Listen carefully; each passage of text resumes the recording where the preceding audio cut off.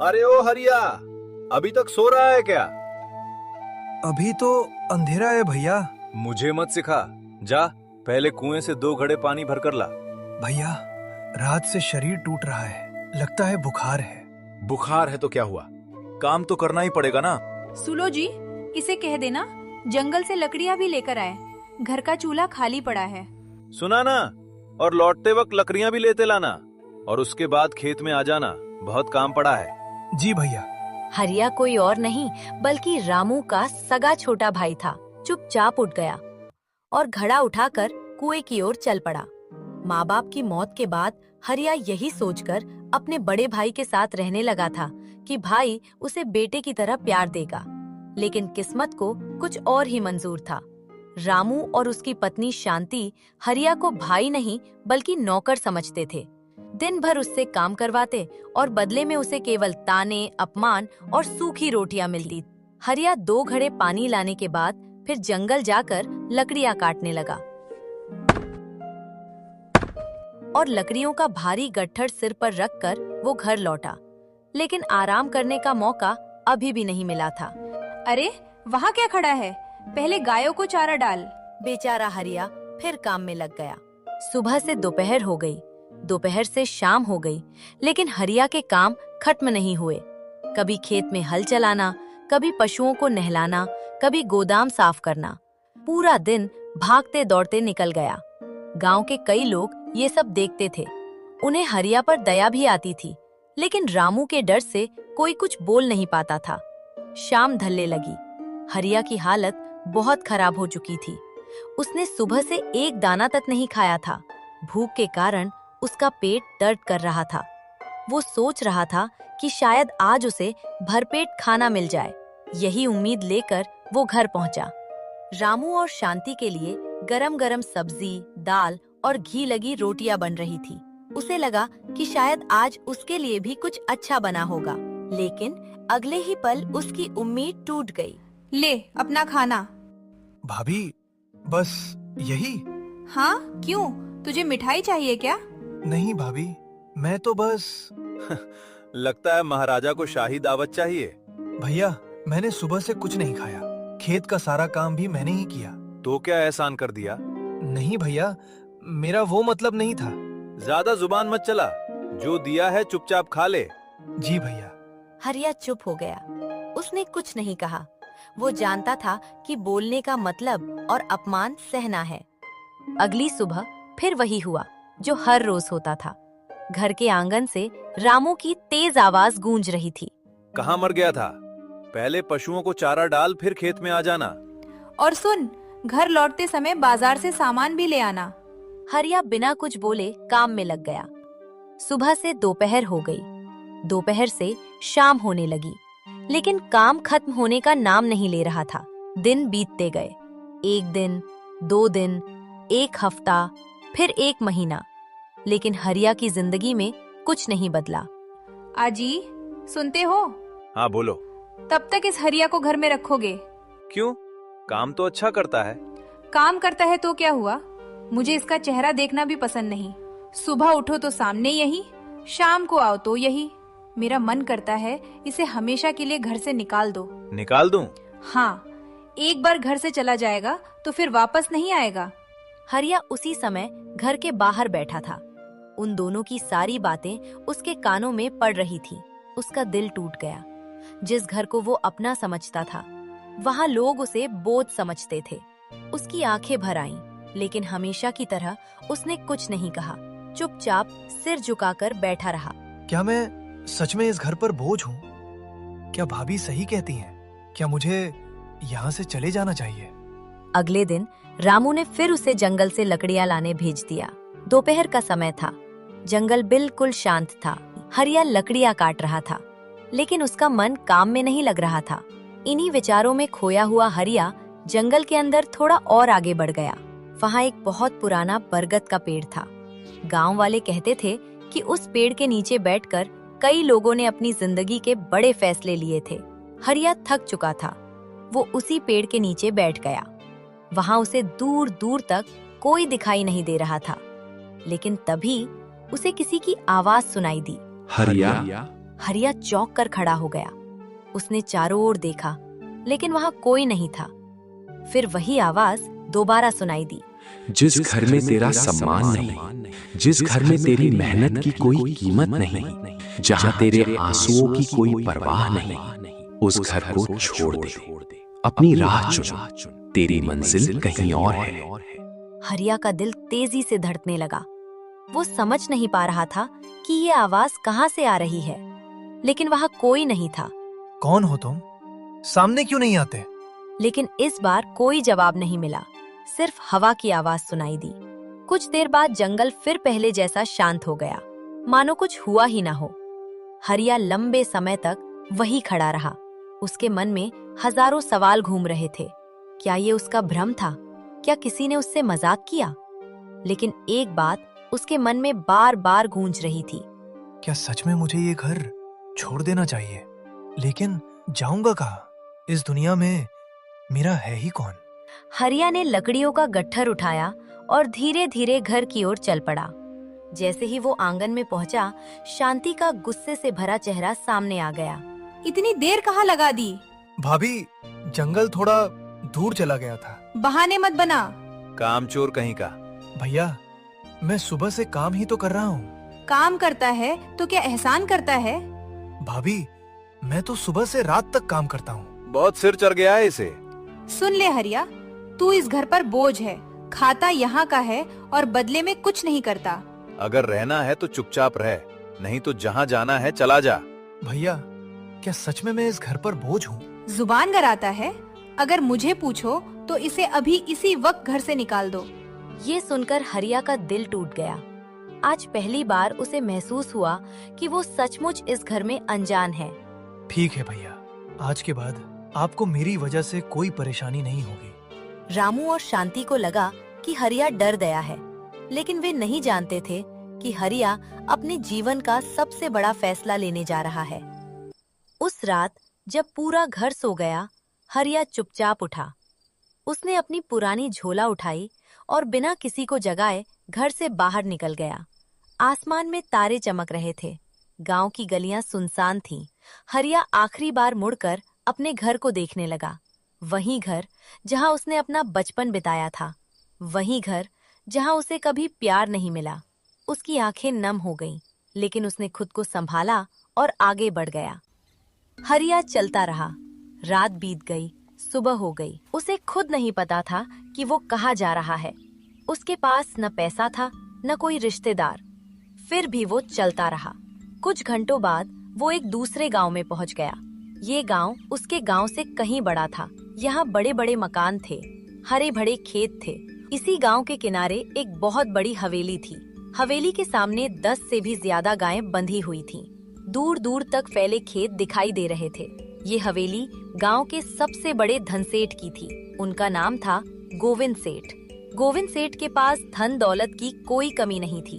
सैकड़ों बीघा जमीन, ढेर सारे पशु, अनाज से भरे गोदाम। लेकिन उनके जीवन में एक कमी थी। उनकी कोई संतान नहीं थी, खासकर कोई बेटा नहीं था जो उनके बाद सब संभाल सके।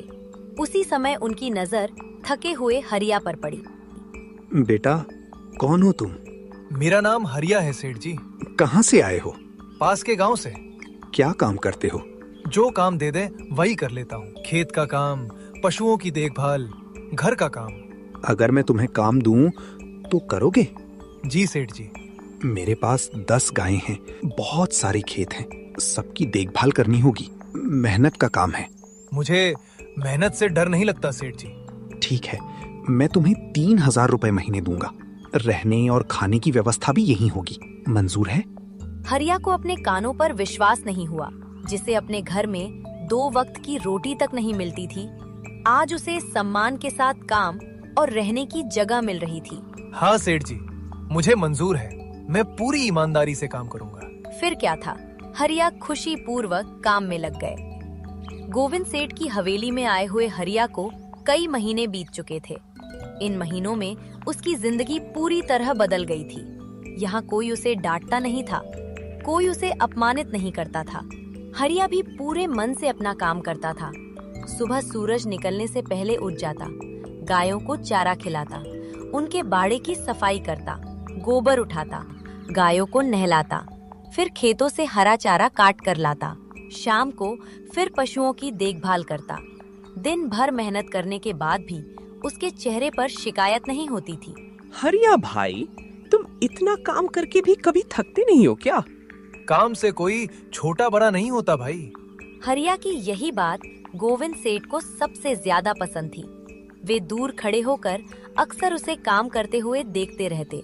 जितना वे हरिया को देखते, उतना ही उसका सम्मान उनके मन में बढ़ता जाता।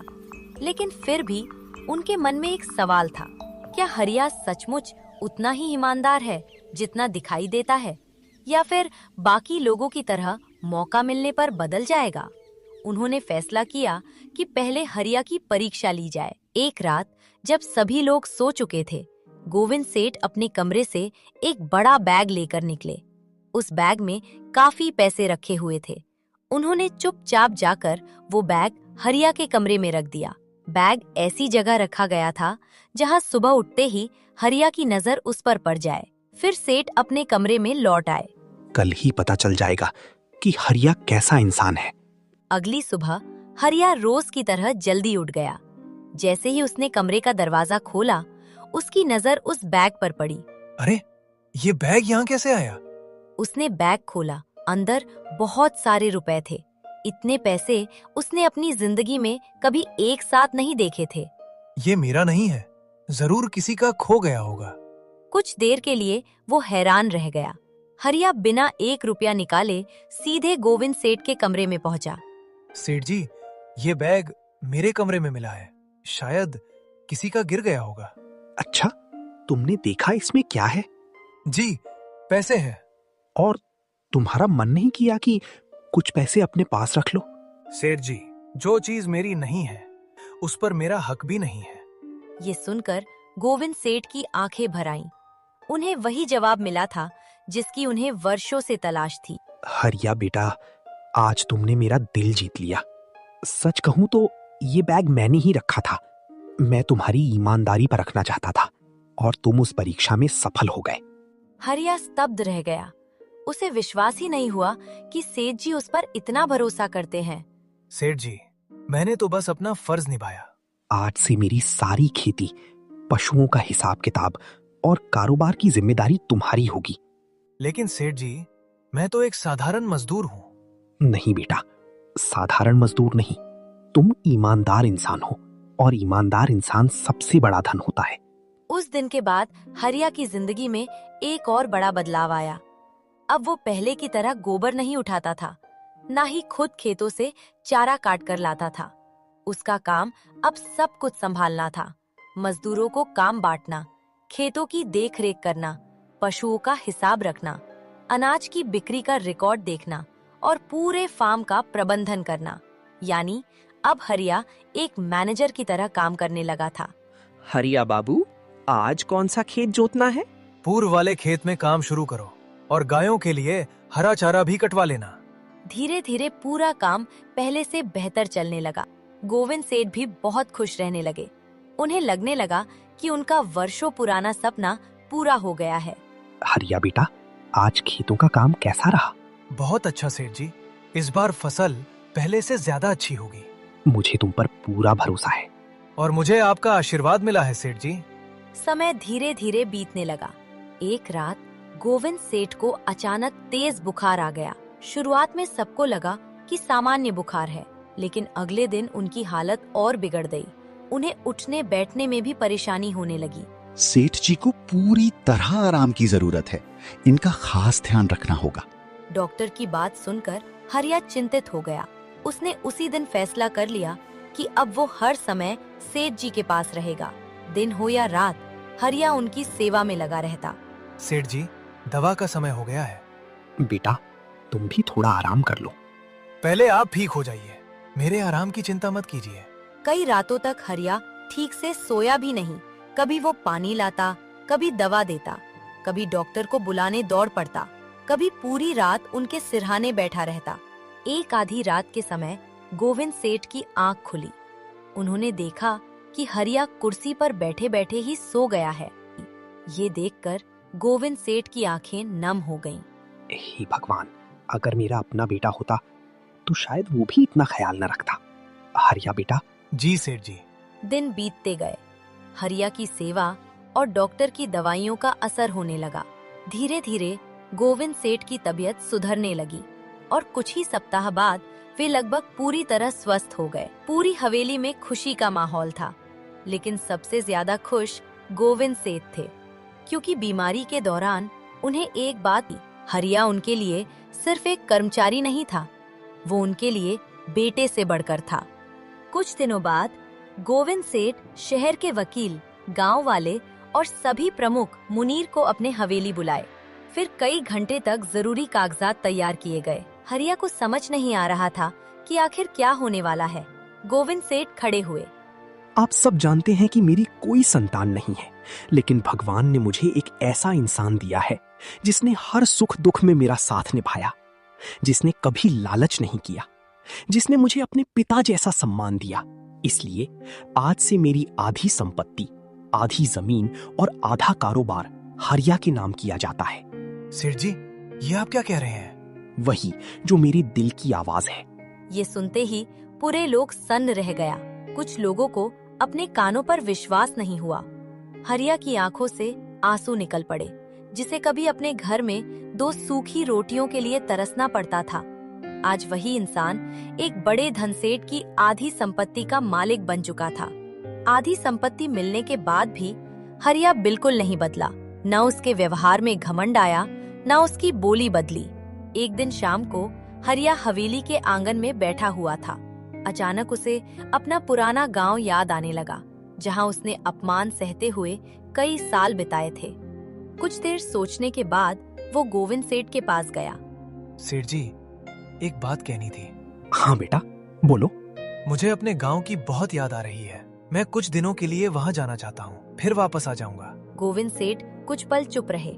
उन्हें हरिया से बहुत लगाव हो गया था। कोई बात नहीं बेटा, तुम जा सकते हो, लेकिन सच कहूँ तो तुम्हारे बिना मुझे अच्छा नहीं लगता। मैं जल्दी लौट आऊंगा सेठ जी। ठीक है, लेकिन अपना ख्याल रखना। अगले दिन हरिया अपने गांव के लिए निकल पड़ा, लेकिन इस बार वो वही गरीब हरिया नहीं था। कुछ घंटों बाद उसकी चमचमाती गाड़ी गांव की सीमा में दाखिल हुई। गांव वालों की नजर जैसे ही गाड़ी पर पड़ी, लोग हैरान रह गए। अरे, ये इतनी बड़ी गाड़ी किसकी है? लगता है कोई बहुत बड़ा आदमी आया है। गाड़ी गांव के बीचों बीच जाकर रुकी और फिर गाड़ी का दरवाजा खुला। अरे, ये तो हरिया है। क्या वही हरिया? धीरे धीरे पूरे गांव में खबर फैल गई। लोग सड़क के किनारे खड़े होकर देखने लगे तो सबकी आंखें फटी रह गईं। पूरा गांव हैरान था। जिस हरिया को कभी लोग फटे कपड़ों में देखते थे, आज वही शानदार कपड़ों में उनके सामने खड़ा था। कुछ दिनों बाद हरिया ने गांव में एक बड़ी जमीन खरीदी। वहां उसने 2 मंजिला नहीं बल्कि 3 मंजिला शानदार भवन बनवाना शुरू कर दिया और देखते ही देखते शानदार घर बना डाला। पूरा गांव उसी की चर्चा करने लगा। उधर रामू और शांति भी ये सब देख रहे थे। उनकी आंखों में विश्वास नहीं हो रहा था। वे बार बार सोच रहे थे, क्या ये वही हरिया है जिसे उन्होंने कभी घर से निकाल दिया था? एक दिन आखिरकार रामू और शांति हरिया के सामने आ ही गए। इतना पैसा, इतनी बड़ी बिल्डिंग, ये सब कैसे? हरिया, ये सब तुम्हारा है? हरिया कुछ पल चुप रहा। उसकी आंखों के सामने पुराने दिन घूमने लगे। सूखी रोटियां, अपमान, ताने और वो रात जब वो घर छोड़कर चला गया था। याद है भाभी, एक समय था जब मुझे 2 सूखी रोटियों के लिए तरसाया जाता था। और हाँ, याद है भैया, जब आपने कहा था कि जहाँ जाना है चला जा। आप लोगों ने मुझे घर से निकाला था। उस दिन मुझे बहुत दुख हुआ था, लेकिन आज मैं आपको धन्यवाद देना चाहता हूँ। धन्यवाद? हाँ, अगर उस दिन मैं घर से नहीं निकलता तो शायद आज भी वहीं रह जाता। शायद मुझे अपनी पहचान कभी नहीं मिलती। मुझे माफ कर दो हरिया, मैंने तुम्हारे साथ बहुत गलत किया। हमसे बहुत बड़ी गलती हो गई। प्लीज हरिया, माफ कर दो। मैंने आप दोनों को बहुत पहले माफ कर दिया था। आज मैं आप सभी से एक बात कहना चाहता हूँ, कभी भी किसी गरीब या कमजोर इंसान का अपमान मत करना, क्योंकि इंसान की कीमत उसके कपड़ों या पैसों से नहीं होती। उसकी कीमत उसके कर्म और ईमानदारी से होती है। ये सुनकर रामू और शांति की नजरें झुक गईं। उनके पास कोई जवाब नहीं था। रामू की आंखों में आंसू आ गए। उसे अपनी गलती का एहसास हो चुका था। उस दिन हरिया ने साबित कर दिया कि ईमानदारी कभी व्यर्थ नहीं जाती। मेहनत का फल देर से सही लेकिन जरूर मिलता है। अगर हमारी वीडियो पसंद आई हो तो वीडियो को लाइक और चैनल को सब्सक्राइब करना ना भूलें।